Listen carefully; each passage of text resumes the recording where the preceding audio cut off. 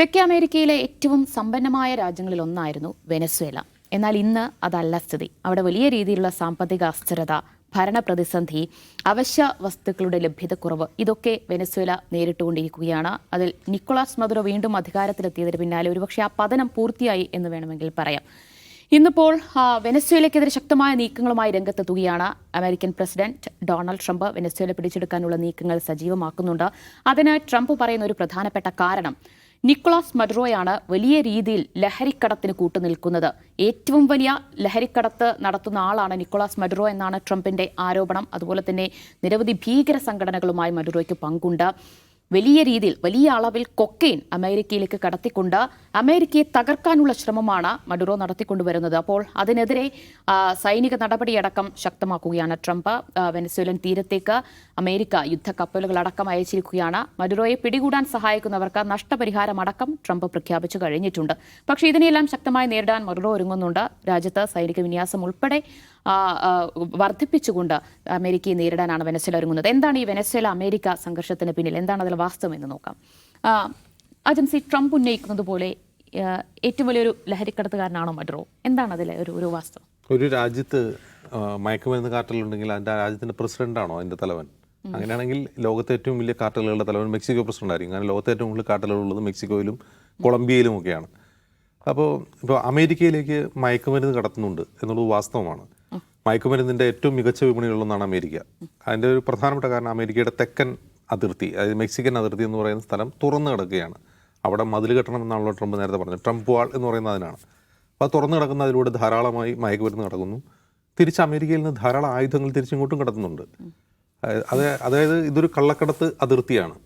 ഒന്നങ്ങോട്ട് മയക്കുമരുന്ന് തിരിച്ചിങ്ങോട്ട് ആയുധങ്ങൾ കടത്തുന്നു. അതാണ് അവിടെ നടന്നുകൊണ്ടിരിക്കുന്നത്.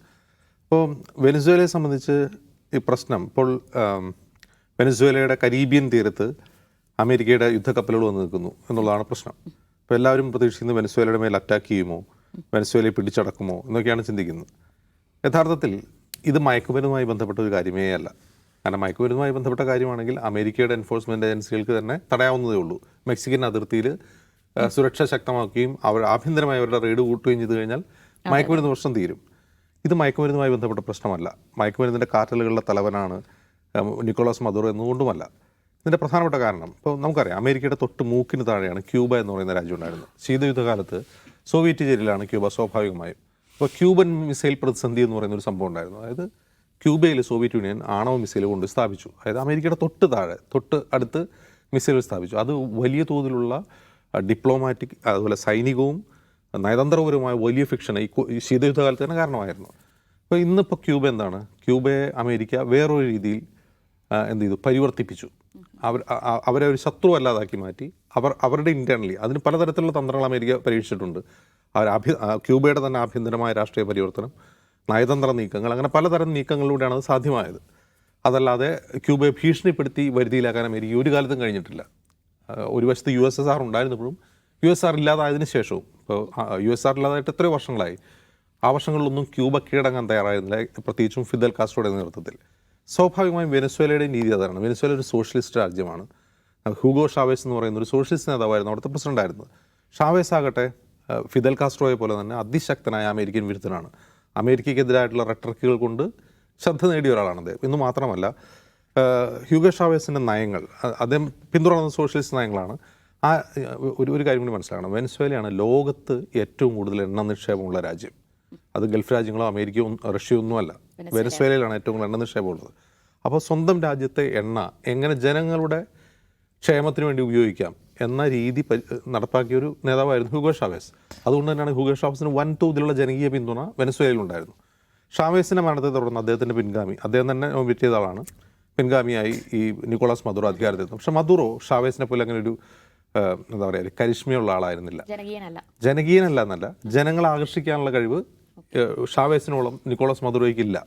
എന്ന് മാത്രമല്ല, ഷാവേസിൻ്റെ മരണശേഷം അമേരിക്കയ്ക്ക് വളരെ എളുപ്പത്തിൽ വെനസ്വേലയുടെ ആഭ്യന്തര രാഷ്ട്രീയത്തിൽ ഇടപെടാനും അവിടെ പ്രശ്നങ്ങൾ ഉണ്ടാക്കാനും, അതായത് ഇപ്പോൾ ഡെമോക്രാറ്റിക് പ്രൊട്ടസ്റ്റ് എന്ന രീതിയിൽ വെനസ്വേലൻ പ്രതിപക്ഷത്തെ ആം ചെയ്യുക മീൻസ് ഫണ്ട് ചെയ്യുക, അവിടെ പ്രൊട്ടസ്റ്റ് ഉണ്ടാക്കുക, അതിനൊക്കെ അമേരിക്ക എളുപ്പത്തിൽ സാധിച്ചു. അത് ഹൂഗോ ഷാവേസിൻ്റെ കാലത്ത് കഴിയുമായിരുന്നില്ല. ഇപ്പോഴത്തെ പ്രശ്നം നമ്മൾ മനസ്സിലാക്കേണ്ട കാര്യം, ഇപ്പോഴത്തെ പ്രശ്നം വെനസ്വേല നിരവധി, ഇപ്പോൾ ഇറാനെ പോലെ തന്നെ നിരവധി ഉപരോധങ്ങൾ നേരിടുന്ന ഒരു രാജ്യമാണ് അമേരിക്കയിൽ നിന്നും മറ്റു രാജ്യങ്ങളിൽ നിന്നും. അപ്പോൾ വെനസ്വേല ഈ ഉപരോധങ്ങളെ അതിജീവിച്ചുകൊണ്ടാണ് ഇപ്പോൾ ഹൂഗോ ഷാവേസിൻ്റെ കാലത്തും മദുറോയുടെ കാലത്തും അത് നിലനിൽക്കുന്നത്. പക്ഷേ ഇപ്പോൾ അവരെ സംബന്ധിച്ച് വലിയ തോതിലുള്ള രാഷ്ട്രീയവും സാമ്പത്തികവുമായ ഇൻസ്റ്റബിലിറ്റി വെനസ്വേലയ്ക്കുണ്ട്. അപ്പോൾ അവരെ സഹായിക്കുന്ന രണ്ട് രാജ്യങ്ങളൊന്ന് റഷ്യയും ചൈനയുമാണ്. വെനസ്വേലയുടെ എണ്ണ നിക്ഷേപത്തിൻ്റെ 90% ചൈനയിലേക്കാണ്. എന്ന് മാത്രമല്ല, ഇനിയും ടാപ്പ് ചെയ്തെടുക്കാൻ കഴിയാത്ത എണ്ണ നിക്ഷേപം അവിടെ ഉണ്ട്. അവർക്കത് കൂടുതൽ അവരുടെ എണ്ണ ഖനനത്തെ കൂടുതൽ സഹായിക്കുന്ന റഷ്യയാണെങ്കിൽ എണ്ണ വാങ്ങുന്നത് ചൈനയാണ്. അപ്പോൾ ചൈനയുടെയും റഷ്യയുടെയും സഹായത്തോടെ വെനസ്വേല പോലെ ഒരു അമേരിക്കൻ വിരുദ്ധ രാജ്യം അവരുടെ തൊട്ടടുത്തുണ്ട് എന്നുള്ളതാണ് അമേരിക്കയുടെ പ്രശ്നം. ഇപ്പോൾ ട്രംപിൻ്റെ അമേരിക്ക ഫസ്റ്റ് പോളിസി പ്രകാരം അദ്ദേഹത്തിൻ്റെ ഫസ്റ്റ് അഡ്മിനിസ്ട്രേഷനിൽ വെനസ്വേലയ്ക്കെതിരെ കുറേ കൂടി എന്താ പറയുക, ഹോസ്റ്റൈലായിട്ടുള്ള സമീപനം. ഇപ്പോൾ ഷാവേസിനെതിരെ എങ്ങനെയാണോ നിലനിന്നത് അത്രയും ശക്തമായൊരു സമീപനമായിരുന്നു ട്രംപിനുണ്ടായിരുന്നത്. ഇപ്പോൾ അത് എന്ത് ചെയ്യുന്നു, വീണ്ടും റഷ്യൻ ചൈനീസ് സ്വാധീനത്തിൽ നിന്ന് വെനസ്വേലയെ മോചിപ്പിക്കുക എന്നുള്ളതാണ് ഇപ്പോഴത്തെ ഈ പടനീക്കത്തിൻ്റെ ലക്ഷ്യം. അതല്ലാതെ അവിടെ ഡ്രഗ് കാർട്ടൽ ഇല്ലാതാക്കാനോ അല്ലെങ്കിൽ മദുറോയുടെ തലയെടുക്കാനോ ഒന്നുമല്ല, മദുറോയെ കൊല്ലാൻ പോലുമല്ല. അതൊരു വലിയൊരു ലാർജർ ഡിപ്ലോമാറ്റിക് നീക്കമാണ്, സൈന്യത്തെ ഉപയോഗിച്ചുള്ള ഡിപ്ലോമാറ്റിക് നീക്കമാണ്. ചൈനയുടെയും റഷ്യയുടെയും സ്വാധീനത്തിൽ നിന്ന് വെനസ്വേലയെ മുക്തമാക്കുക, എന്നിട്ട് വെനസ്വേലയിൽ നിന്നുള്ള എണ്ണ കൂടുതലായി അമേരിക്ക വേണം. അപ്പോൾ അമേരിക്ക എന്തിനാണ് എണ്ണ കൂടുതൽ? കാരണം അമേരിക്ക ഇപ്പോൾ ഓൾറെഡി തന്നെ ഓയിൽ എക്സ്പോർട്ട് ചെയ്യുന്നൊരു രാജ്യമാണ്, എണ്ണ നിക്ഷേപം. പക്ഷേ അമേരിക്കയെ സംബന്ധിച്ച് അമേരിക്കയുടെ മെക്സിക്കൻ തീരത്തുള്ള റിഫൈനറികൾ, അമേരിക്ക കുഴിച്ചെടുക്കുന്ന എണ്ണയ്ക്ക് ഒരു പ്രത്യേകതയുണ്ട്, അത് കുറേ കൂടി ലൈറ്റാണ്. അവിടുത്തെ ക്രൂഡ് ഓയിൽ, ഷെൽ ഓയിൽ എന്ന് പറയുന്നത് ലൈറ്റാണ്. അപ്പോൾ അത് സംസ്കരിക്കാൻ വേണ്ടിയുള്ള പ്രത്യേക സംവിധാനം ആണ് അമേരിക്കയിലുള്ളത്. ഇപ്പോൾ ഇന്ത്യയിലെ റിഫൈനറികൾക്ക് ഈ ഷെൽ ഓയിൽ സംസ്കരിക്കാൻ കഴിയില്ല. അപ്പോൾ ഈ അമേരിക്കയെ സംബന്ധിച്ച് അമേരിക്കയുടെ മെക്സിക്കൻ തീരത്തുള്ള റിഫൈനറികൾ കൂടുതലും ഈ ക്രൂഡ് ഓയിൽ സംസ്കരിക്കാൻ വേണ്ടി സ്ഥാപിച്ചവയാണ്. അതായത് പുറത്തുനിന്ന് ഇമ്പോർട്ട് ചെയ്യുന്ന ക്രൂഡ് ഓയിൽ. അപ്പോൾ അവർക്ക് എന്ത് വേണം? ഷെയിൽ മാത്രം പോരാ, ആ റിഫൈനറി കൊണ്ട് വർക്ക് ചെയ്യണം. അപ്പോൾ എന്ത് ചെയ്യണം? വെനസ്വേലയിൽ നിന്ന് കുറേ എണ്ണ വേണം. അങ്ങനെ 2-3 ലക്ഷ്യങ്ങൾ അവർക്ക് ഇതിനുണ്ട്. അപ്പോൾ ഇതിപ്പോൾ നാളെ പോയി വെനസ്വേല അറ്റാക്ക് ചെയ്ത് ഇല്ലാതാക്കാനോ അങ്ങനെയൊന്നുമല്ല. ഇറാഖിനെ ആക്രമിച്ചതുപോലെ വെനസ്വേലയെ ആക്രമിക്കാൻ തയ്യാറാവുമെന്ന് തോന്നുന്നില്ല. പക്ഷേ ലക്ഷ്യം ഇറാഖിനെ ആക്രമിച്ചത് തന്നെയാണ്, അവരുടെ എണ്ണ വരുതിയിലാക്കുക എന്നുള്ളതാണ്. അവിടെ പരമാവധി മദുറയെ അട്ടിമറിച്ച് അവർ പിന്തുണയ്ക്കുന്ന, അമേരിക്ക പിന്തുണയ്ക്കുന്ന പ്രതിപക്ഷത്തെ ഏത് വിധേനയും അധികാരത്തിലേറ്റുക.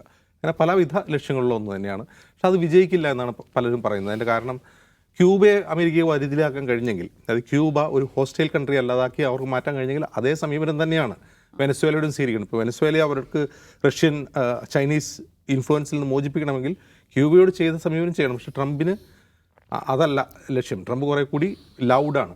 അതിൻ്റെ ഒരു പ്രധാനപ്പെട്ട കാരണം അമേരിക്കയിൽ വലിയ തോതിലുള്ള വെനസ്വേലൻ കമ്മ്യൂണിറ്റി ഉണ്ട്. അതായത് വെനസ്വേലയിൽ നിന്ന് എമിഗ്രേറ്റ് ചെയ്തിട്ടുള്ള ഒരു കമ്മ്യൂണിറ്റി ഉണ്ട്. ഇപ്പോൾ മാർക്കോ റൂബിയോ, റിപ്പബ്ലിക്കൻ പാർട്ടിയുടെ പ്രധാനപ്പെട്ട അദ്ദേഹം വെനസ്വേലൻ വംശജനാണ്. അപ്പോൾ അങ്ങനെ എത്തിയിട്ടുള്ള വെനസ്വേലൻ വംശജരായിട്ടുള്ള അവിടെയുള്ള ആളുകൾ, പൊളിറ്റീഷ്യൻസിനും ആ കമ്മ്യൂണിറ്റിക്കും വെനസ്വേലയ്ക്ക് ഒരു അടിക്കണം എന്ന് താല്പര്യമുള്ള അവരുടെ ഒരു സമ്മർദ്ദം കൂടി ട്രംപിനെ സ്വാധീനിക്കുന്നുണ്ടാവും. അപ്പോൾ അങ്ങനെ പലതരത്തിലുള്ള സ്വാധീനങ്ങളാൽ, പല ലക്ഷ്യങ്ങളാൽ ചെയ്യുന്ന ഒരു കാര്യമാണ്. വെനസ്വേലയെ കയറി അടിക്കും, ആക്രമിക്കും, ഇറാഖിനെയൊക്കെ ആക്രമിച്ചതുപോലെ ആക്രമിക്കും എന്നിപ്പോൾ കരുതാൻ വഴിയില്ല. നിഷാദ്, എന്തായാലും ട്രംപിന് പലവിധ ലക്ഷ്യങ്ങളുണ്ട്. പക്ഷേ ഇവിടെ നോക്കൂ, സമാധാനം കാക്ഷിക്കുന്ന ഒരാൾ എന്ന രീതിയിൽ വീണ്ടും അധികാരത്തിലെത്തിയ ആളാണ് ട്രംപ്. ഇവിടെ വീണ്ടും പല രാജ്യങ്ങളുമായി ഒരു ഉരസലിന്, സംഘർഷത്തിലേക്ക് ട്രംപ് കടക്കുകയല്ലേ ചെയ്യുന്നത്? അല്ല, സമാധാനം കാക്ഷിക്കുന്നുള്ള അദ്ദേഹത്തിന് ഒരാഴ്ചത്തെ നിലപാടാണ്. അടുത്ത ആഴ്ച നിലപാട് അതല്ല. അദ്ദേഹം ഇന്ന് പറഞ്ഞാലല്ലോ വൈകുന്നേരം പറയാം. അപ്പോൾ അതുകൊണ്ട് അതിൽ വലിയ കാര്യമൊന്നും ഉണ്ടെന്ന് തോന്നുന്നില്ല. ട്രംപ് നമുക്ക് വെനസ്വേല എന്ന് പറഞ്ഞ ഒരു രാജ്യത്തിന് നേരെ പടക്കപ്പലുകൾ അയക്കുന്നു. അതിൽ 10,000-ഓളം സൈനികർ, മറീനുകളൊക്കെ ആയിട്ട് കപ്പലയക്കുകയാണ്. ഒരു രാജ്യത്തിൻ്റെ പരമാധികാരത്തിന് നേരെ കപ്പലയക്കുക. അമേരിക്ക എന്താ ചെയ്യുന്നത്? ഒരു കാര്യമുണ്ട്. ഒന്ന്, അമേരിക്കയുടെ നേരത്തെ പറഞ്ഞുള്ള സ്വാർത്ഥ താല്പര്യങ്ങൾ. വെനസ്വേല ലോകത്തെ ഏറ്റവും വലിയ എണ്ണ നിക്ഷേപ രാജ്യമാണ്. ആ രാജ്യത്തെ കൂടെ നിർത്തുകയും അവരുടെ എണ്ണ നിക്ഷേപത്തെ പ്രയോജനപ്പെടുത്തുകയും ചെയ്യണമെന്നാണ് അമേരിക്കയുടെ താല്പര്യം. ലോകത്തുള്ള എല്ലാ കോൺഫ്ലിക്റ്റുകളിലും അമേരിക്ക ഇടപെടുമ്പോൾ അമേരിക്കയുടെ നയതന്ത്ര താല്പര്യങ്ങൾക്കൊപ്പം തന്നെയോ അതിൽ കൂടുതലായിട്ടുള്ള അമേരിക്കയുടെ സാമ്പത്തിക താല്പര്യമാണ്. അതിൽ തന്നെ എണ്ണ താല്പര്യം പ്രധാനമായിരുന്നു. ലോകത്തെ പല പ്രധാനപ്പെട്ട രാജ്യങ്ങളെയും വ്യാജങ്ങൾ നിരത്തിക്കൊണ്ട് ആക്രമിക്കും. ഇറാഖിനെയൊക്കെ ആക്രമിക്കുന്നത് അങ്ങനെയാണെന്ന് നമുക്കറിയാം. വ്യാജം. അമേരിക്ക തന്നെയും കുറ്റസംഭവം നടത്തുന്നു. ഞങ്ങൾക്ക് അങ്ങനെ കിട്ടിയ ഇൻപുട്സ് എല്ലാം തെറ്റായിരുന്നു, അത് ഭീകരതയുടെ അച്ചുതണ്ടാണെന്ന് കൊണ്ടാണ് ഇറാഖിനെ ആക്രമിച്ചത്. അപ്പോൾ ഏതെങ്കിലും ഒരു കാരണം ഉണ്ടാക്കി ഈ പറഞ്ഞ രാജ്യങ്ങളൊക്കെ ആക്രമിച്ചതിൽ അമേരിക്ക എന്ന് പറയുന്ന ഒറ്റ രാജ്യത്തിൻ്റെ അവരുടെ സ്വാർത്ഥമായ താല്പര്യങ്ങൾ പ്രവർത്തിച്ചിട്ടുണ്ട്. അതിനുവേണ്ടിയാണ് ഇത്. നമുക്കിപ്പോൾ ഈ നിക്കോളാസ് മദുറോയുടെ കാര്യത്തിൽ അദ്ദേഹത്തിൻ്റെ തെരഞ്ഞെടുപ്പ് ഇവർ അംഗീകരിച്ചിട്ടില്ല. പ്രതിപക്ഷ നേതാവിനെയാണ് തിരഞ്ഞെടുക്കപ്പെട്ടതെന്നാണ്, ഇപ്പോൾ പ്രതിപക്ഷ നേതാവായ ആളാണ് തിരഞ്ഞെടുക്കപ്പെട്ട ആളെന്നാണ് ഇവരുടെ മാത്രമല്ല പല പ്രധാനപ്പെട്ട അമേരിക്കൻ അലൈസ് രാജ്യങ്ങളുടെ എല്ലാം നിലപാട് അതുതന്നെയാണ്. ആ തെരഞ്ഞെടുപ്പിനെ കുറിച്ച് പലതരത്തിലുള്ള അലിഗേഷൻസ് ഉണ്ട്. അട്ടിമറിക്കപ്പെട്ട തെരഞ്ഞെടുപ്പാണ്, പ്രതിപക്ഷത്തിന് ശബ്ദമില്ലാത്ത തെരഞ്ഞെടുപ്പാണ്, പല ആളുകളെയും മത്സരിക്കാൻ സമ്മതിച്ചിട്ടില്ല, ആ തെരഞ്ഞെടുപ്പ് നടപടികൾക്ക് സുതാര്യത ഉണ്ടായിരുന്നില്ല പോലെയുള്ള പ്രശ്നങ്ങളൊക്കെ അവിടെ ഉണ്ട്. ഒന്നാമത്തെ കാര്യം, തെരഞ്ഞെടുപ്പ് ഞങ്ങൾ അംഗീകരിക്കുന്നില്ല, മറ്റേയാളാണ് ഞങ്ങൾ അംഗീകരിക്കുന്നത് എന്ന് പറയുന്ന അമേരിക്കയാരാണ്? നമ്മുടെ രാജ്യത്ത് തെരഞ്ഞെടുപ്പാണെന്നു നമുക്കിവിടെ പലതരത്തിലുള്ള അഭിപ്രായ വ്യത്യാസങ്ങളുണ്ട്. ഇലക്ഷൻ കമ്മീഷനുമായി ബന്ധപ്പെട്ട് നമ്മൾ പ്രശ്നം ഉന്നയിച്ചുകൊണ്ടിരിക്കുകയാണ്. നാളെ അമേരിക്ക പറയാണ് നരേന്ദ്രമോദി അല്ല ഇവിടെ തെരഞ്ഞെടുക്കപ്പെട്ടത്, ഞങ്ങളിപ്പോൾ മല്ലികാർജ്ജുൻ ഖർഗെ അംഗീകരിക്കൂ എന്ന് പറയാൻ അമേരിക്കയാരാണ്? അത് ഒരു പരമാധികാരത്തിന് മേലുള്ള കടന്നുകയറ്റമാണ്. ഇപ്പോൾ എന്താണ് പലസ്തീൻ്റെ കാര്യത്തിൽ ഇസ്രായേൽ ചെയ്തുകൊണ്ടിരിക്കുന്നത്? അല്ല, നിങ്ങളുടെ രാജ്യത്ത് അണുബോംബുണ്ട് എന്ന് പറഞ്ഞ് ഇറാഖിനെ കയറി ഒരു ദിവസം ആക്രമിക്കുന്നു, അഫ്ഗാനിസ്ഥാനെ ആക്രമിക്കുന്നു, ലോകത്തെ ഏതെല്ലാം രാജ്യങ്ങളെ ആക്രമിച്ചിട്ടുണ്ട് ഇവർ. അപ്പോൾ ഇവർക്ക് താല്പര്യങ്ങൾ തോന്നുന്നതിനനുസരിച്ച് ആ രാജ്യങ്ങളിലൊക്കെയും പ്രശ്നം ഉണ്ടാവാം, ആഭ്യന്തര ശൈഥില്യങ്ങളുണ്ടാവാം, അവിടുത്തെ ലീഡർഷിപ്പിനുള്ള ആളുകൾക്ക് പ്രശ്നം ഉണ്ടാവാം, ലീഡർഷിപ്പിനോട് പ്രശ്നമുള്ള രാജ്യങ്ങളുണ്ടായിരുന്നു. അതിൽ പരിഹാരം ഉണ്ടാക്കേണ്ടത് അമേരിക്കയാണോ? അപ്പോൾ ഒന്നാമത്തെ കാര്യം, ഇപ്പോൾ നമുക്ക് ട്രംപ് ഈ സമീപകാലത്ത് ഈ രണ്ടാമത്തെ അഡ്മിനിസ്ട്രേഷൻ വന്നതിന് ശേഷം അദ്ദേഹം അമേരിക്ക ഗ്രേറ്റ് അഗെയിൻ, അമേരിക്കയെ വീണ്ടും മഹത്തരമാക്കാനുള്ളൊരു പദ്ധതി, മഗ പദ്ധതി പ്രഖ്യാപിച്ചിരിക്കുകയാണ്. ആ പദ്ധതിയുടെ ഭാഗമായി നടത്തുന്ന പല ഇനീഷ്യേറ്റീവുകളും പാളുന്നല്ലേ കാണുന്നത്? ചൈനയോട് യുദ്ധം ചെയ്തു, ചൈനയെ പൊളിക്കാൻ പോകണമെന്ന് പ്രഖ്യാപിച്ചു. ഫൈനലി എന്ത് സംഭവിച്ചു? 145 വരെ ഉയർത്തി ചൈനയുടെ നികുതി. എന്നിട്ട് അവസാനം നേരെ തിരിച്ച് 30 കൊണ്ടുവേണ്ടി വന്നു. എന്നിട്ട് സംസാരിച്ച് ഡീലിൽ പോയിക്കൊണ്ടിരിക്കുകയാണ്. ചൈനയെ പാഠം പഠിപ്പിക്കുന്നു ഇപ്പോൾ എല്ലാ ദിവസവും പറയുന്നുണ്ട്, പ്രത്യേകിച്ച് പാഠമൊന്നും പഠിപ്പിക്കും നമ്മൾ കാണുന്നില്ല. ഇന്ത്യക്ക് 50% നികുതി ഏർപ്പെടുത്തി, റഷ്യയിൽ നിന്ന് എണ്ണ വാങ്ങിക്കരുതെന്ന് ഭീഷണിപ്പെടുത്തിയിരിക്കുകയാണ്. നമ്മൾ എണ്ണ വാങ്ങിക്കുന്ന നിർത്തിയോ? ഇല്ലല്ലോ. അപ്പം പല രാജ്യങ്ങളുമായും ഈ പറഞ്ഞ ലൗഡായിട്ടുള്ള ആക്രമണ പദ്ധതികൾ കൊണ്ട് ഭയപ്പെടുത്താമെന്ന് ട്രംപ് വിചാരിക്കുന്നത് അതൊന്നും നടക്കുന്നില്ല. ആ കാലമൊക്കെ പോയി. ഇപ്പോൾ ഈ നിക്കോളാസ് മദുരയെ സംബന്ധിച്ച് അദ്ദേഹത്തെ അംഗീകരിക്കുന്നില്ല ഇവർ. അയാളെ അംഗീകരിക്കാത്ത ഒരു ഭരണകൂടം 3 കപ്പലുമായിട്ട് വന്ന് ഞാൻ 35 ലക്ഷം സൈനികരെ നിർത്താൻ പോകുമെന്ന് പ്രഖ്യാപിച്ചിരിക്കുകയാണ്. ശരി, യുദ്ധം നമുക്ക് ചെയ്യാം എന്ന മട്ടാണ്.